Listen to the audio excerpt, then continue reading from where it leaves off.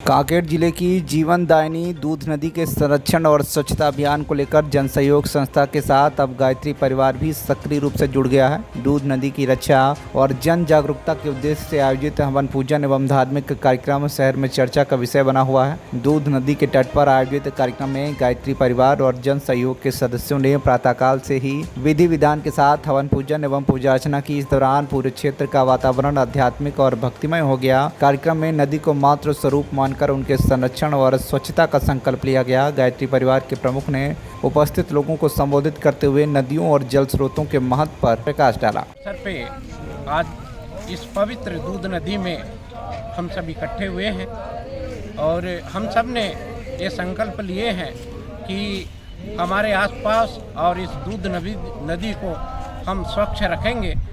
तो हमारी हम सबकी ये प्रार्थना है, जितने शहरवासी भी हैं कृपया हमारी सहयोग करें और ये दूध नदी को स्वच्छ बनाने में हमारे सहयोग प्रदान करें। धन्यवाद।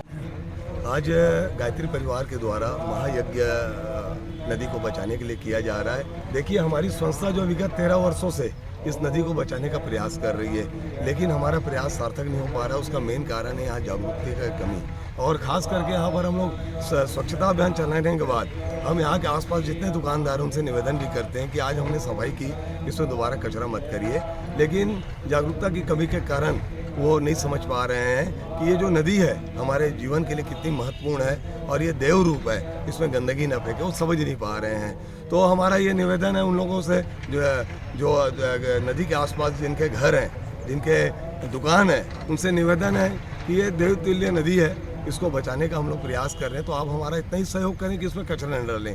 और मैं आप लोग को ये बता देना चाहता हूँ, विगत 13 सालों से इस नदी का जहाँ से उद्गम हुआ है वहाँ से हमारी संस्था के माध्यम से पद यात्रा भी की गई है, साइकिल यात्रा भी की गई है, और विगत 13 वर्षों से प्रति सप्ताह हमारे यहाँ पर अभियान चलता है। तो मैं ये निवेदन करता हूँ कि इस अभियान को हमारा कम से कम, आप लोग यहाँ पर आ नहीं सकते, कम से कम यहाँ पर कचरा न डालें, हमारा इतना ही सहयोग करें। कांकेर से राजू गोसाई की रिपोर्ट, TV1 इंडिया न्यूज।